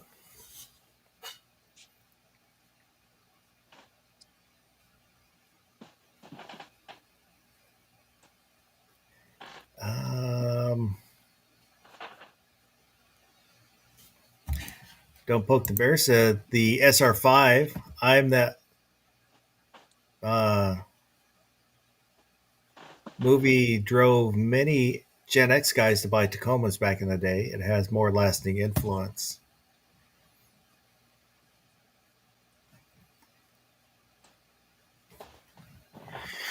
I think I'm gonna go. God, I'm gonna go the F1. I don't want to vote against the Jeep. I think I'm gonna. So now we've got the 82 GMC 2500 Sierra against the 79 Power Wagon. Gizzard. Going with the Dodge. Dodge. Barbecue. Sierra Grande. Sierra Grande. Oops. Ow.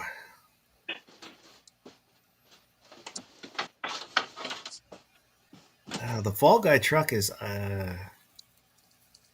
probably more well known than the Simon and Simon Power Wagon, but I'm going to go Power Wagon.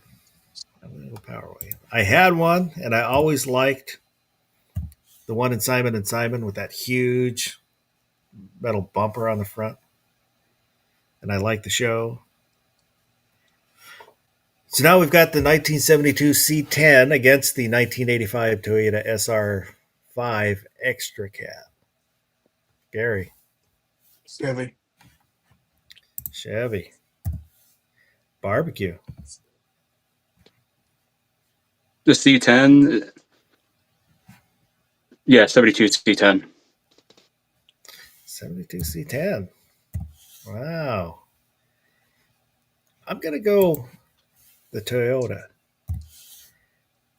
But the C10 moves on. So now the 1955 Ford F1 against the 79 Power Wagon. Gary. Ford. Ford this time. Barbecue. I got to go with that Macho Wagon. Macho.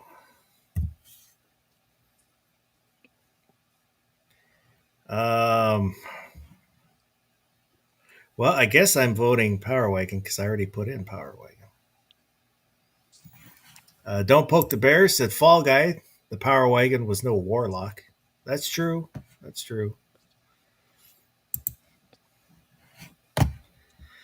So now in our final, the 1972 C10 against the 79 Power Wagon. Gizzard. Chevy. Chevy. Barbecue. So Fuss, I feel like there could be a chance you would tie this up and have to make me make a tiebreaker.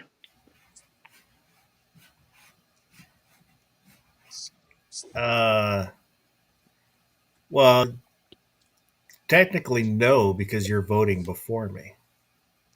That's true. But I wasn't sure if you wanted to make it more dramatic for the audience. Well, you can, because you know I'm voting for the Dodge.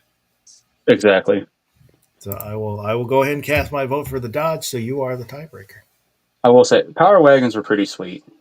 And actually, I've seen a few of them pop up recently on like Facebook Marketplace. And like, I'm constantly just kind of looking for like a project truck that I could do with the kids. Something that'd be fun. Not anything too far gone. And like, Power Wagon would be really sweet.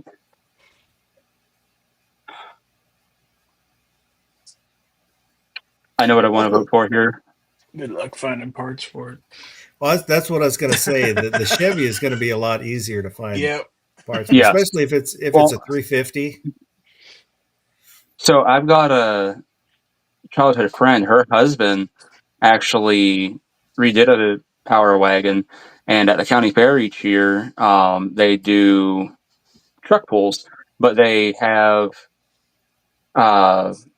people you can just bring in your street truck and pull it as well. And he brings in his Power Wagon to compete in the street class, and he wins every year with it. What motor does he have? I don't know. I'll have to find out for you. But that truck is an absolute beast. I can probably actually find a couple videos online and email them to you or something. Even the 318 is a great little V8, and it's been around forever. So it's the 360 is decent. Is decent. Has a little more power. Mine was a 318 with 360 heads. There's a lot of compatibility in the A blocks. by the way, like I said, I know how I want to vote on this, but to add some spice for your viewing audience, I'm going to send it out to them. Oh, crap. So the final is going to be decided by the chat, so we need some votes out there. I hope you folks make the right decision. 1972 C10 from Dazed and Confused, or the 1979 Power Wagon Macho Edition from Simon and Simon, the TV show. So lock in your votes now. Roy said Power Wagon, so that's one for Power Wagon. Vulcan Rumble said Power Wagon, so that's two for Power Wagon. This is not going how I hoped. Won't lie. X out of one said C10. It happens. I understand, but I wanted to make the audience feel important. They're welcome. Don't Poke the Bear said C10, so it's tied 2-2. Oh, snap. Look at that. X Adam 1 is just correcting his misspelling, C10. So we need one more vote, at least one more vote. Somebody help me. Help me now. Come on, folks. Next vote could decide the whole thing.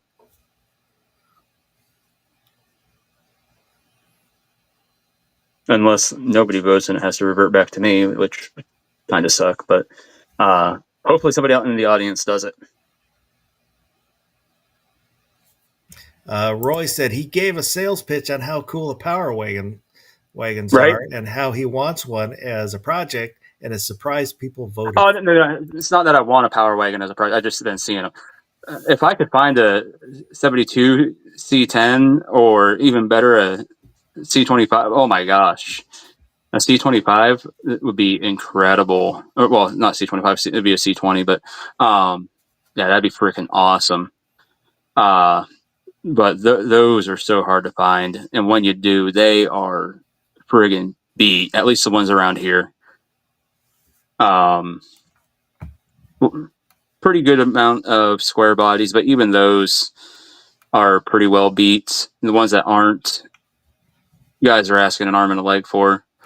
Would also like to find 70s or 80s station wagon. That'd be pretty awesome. The goddamn Bacon said again, I like Dodge. He's going to have trust issues with the chat for the rest of his life. So I think the Dodge is going to take this. Ooh. 3-2. Son of a gun. So we'll give a countdown from 5. Then we'll close the voting. 5, 4, 3. I'm going to laugh somebody says something. 2, 1. Power Wagon wins. There you have it, folks. And if you don't believe in the if you're unhappy with the outcome and you didn't vote, just remember you didn't vote. This is how you end up with Barney Fife being the best sidekick. So when you're called to vote, you need to vote. It's true. But thank you for those who did vote. Let's say at the end, these were two very good picks. Hard to go wrong with either one, I think.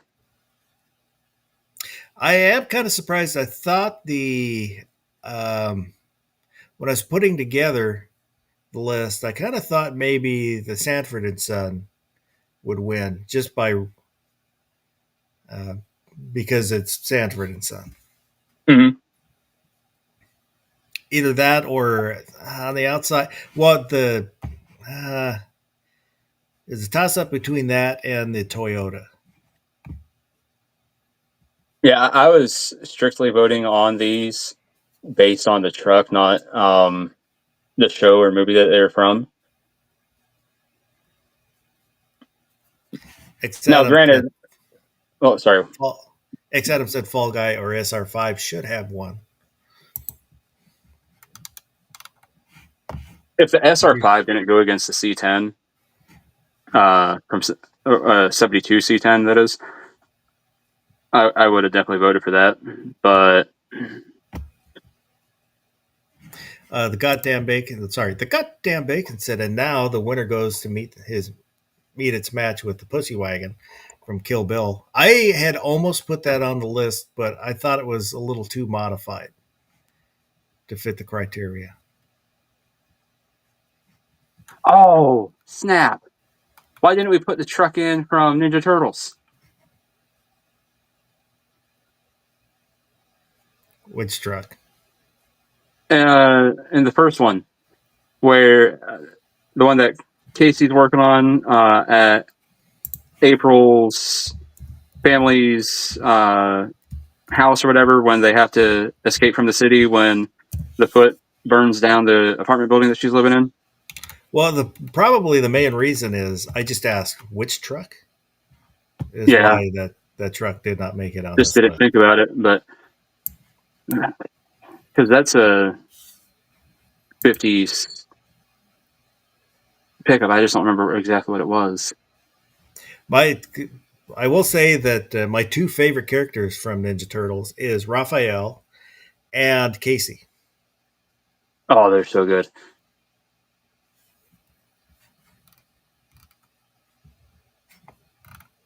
Who are you, Wayne Gretzky?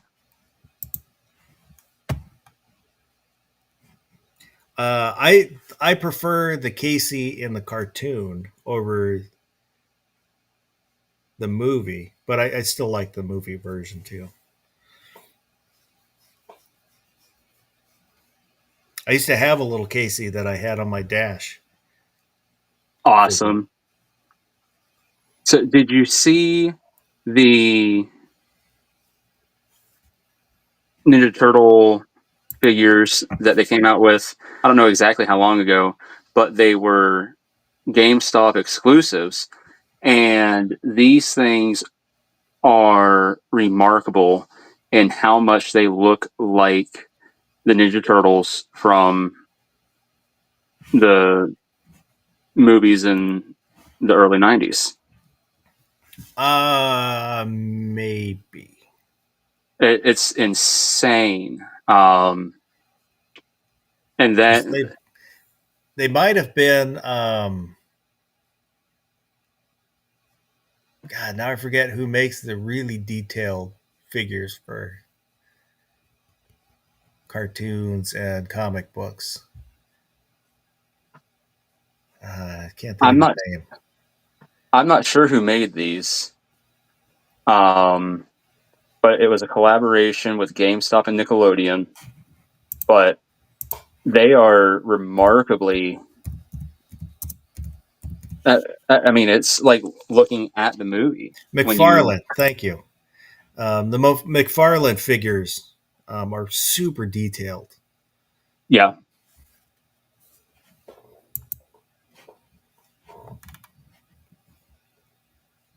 I'd have to look up who made these. I'm not sure. Did you see the latest Ninja Turtle movies from a few years ago? Saw TMNT once. It was all right. Anything after that, I haven't seen. I did I see the second one? I saw the first one in the theater, and I really didn't like it. It was, to me, it was kind of 10% too much of everything. They're 10% too. The turtles themselves were 10% too big physically. Yep. Um, the action was 10% over the top. Um, I didn't care for them. Well, and the thing is, like you said, too big physically. Since what? Before we really had internet, you could fairly easily go figure out uh, exactly how big each turtle was, height wise and whatnot. Like they gave out all that information. It was really cool. So why make them so big now?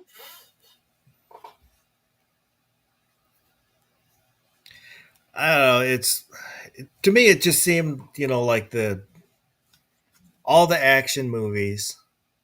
You could see it kind of building up where they had to keep surpassing the previous ones. Where Mm-hmm. the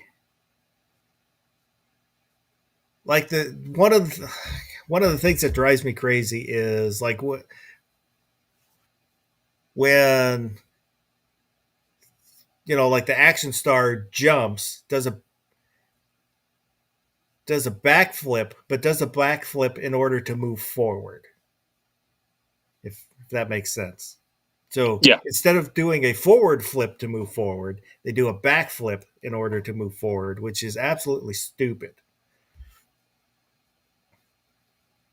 absolutely, I agree. Um, it,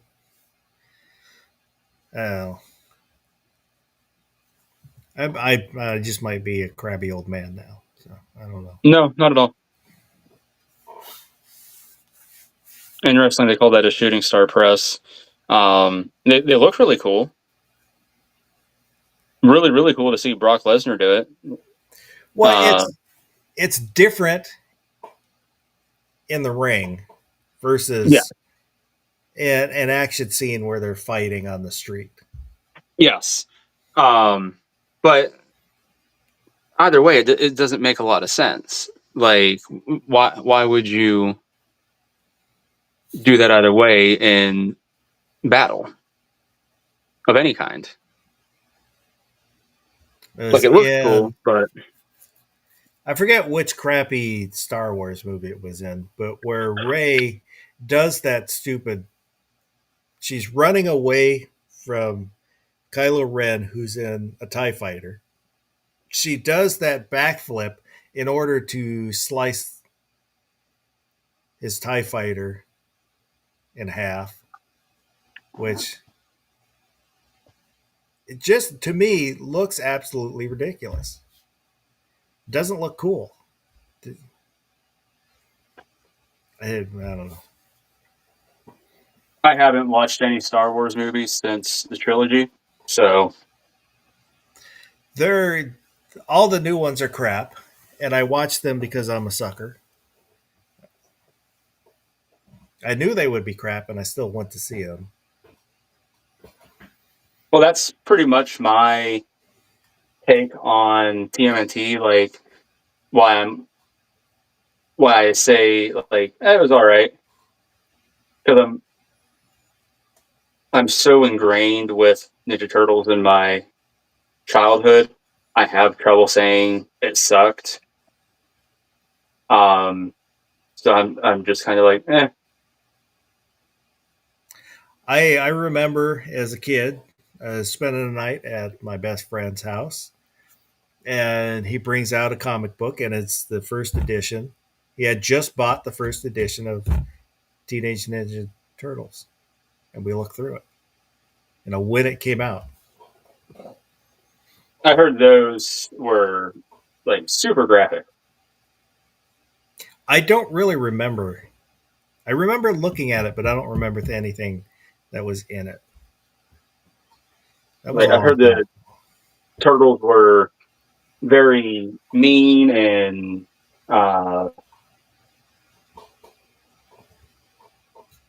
that they would actually kill in the comic book. The comic books were very more on the R-rated side, I guess.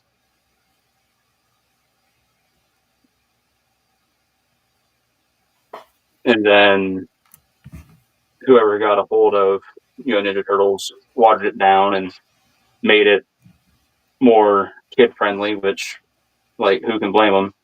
Uh, in a for an adult market, would that have really lasted like it did for a children's market?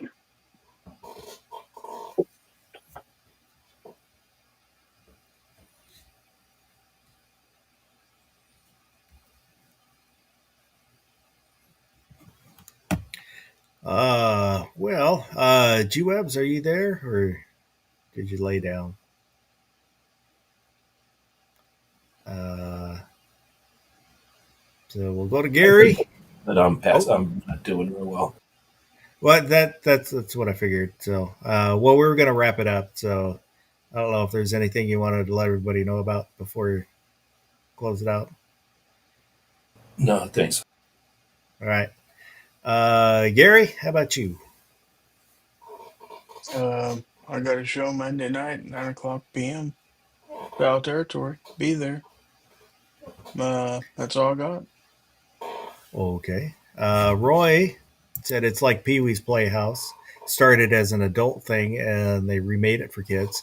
Yeah, it came out of the ground. I think the Groundlings was it? Ruben. I think it was in the Groundlings, the improv group. That's kind of where Pee Wee came out of. Oh shoot! Thank you. X Adam One reminded me. Gorn. Give me just a second, and I'll call up the Bulldog sent in Gorn. So we'll take a look at that here before we close down. Um, do get over there.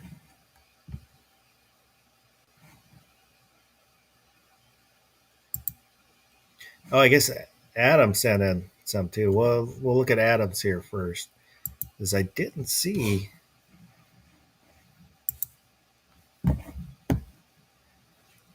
Uh, there we go.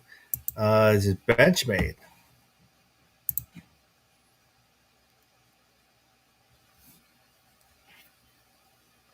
Gary, you're the knife expert. Yeah, I'm not really sure which one that is though. Benchmade, was it Aria?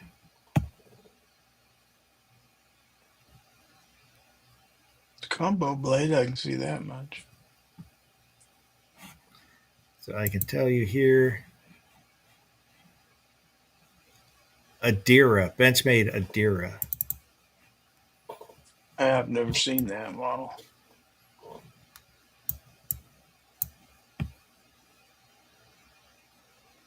I'm I'd not a take it if it fan of wasn't a combo blade. serrations. I understand the utility of them, but I just personally don't like serrations.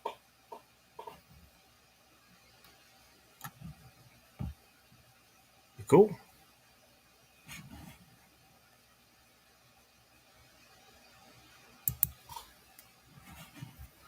Um, let me see real quick. Oh,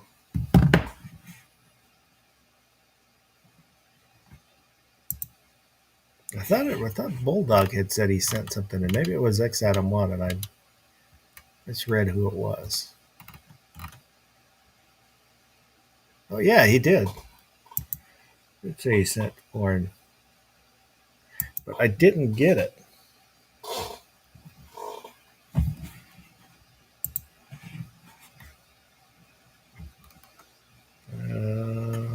Nope. I was just checking the Discord, see if maybe it got over there. No.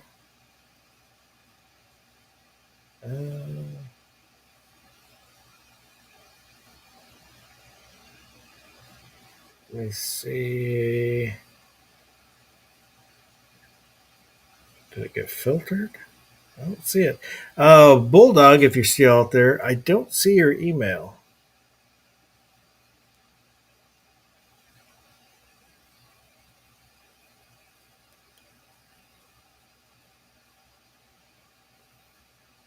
So I fortunately can't show. So if we resend it, we can show it next week.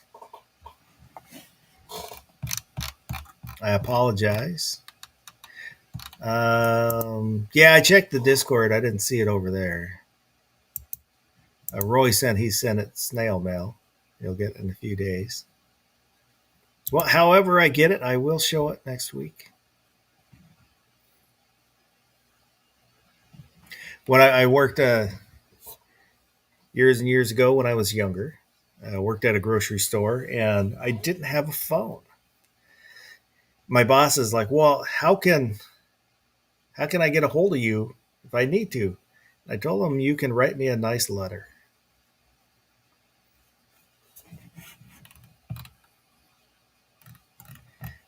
So thank you to everybody.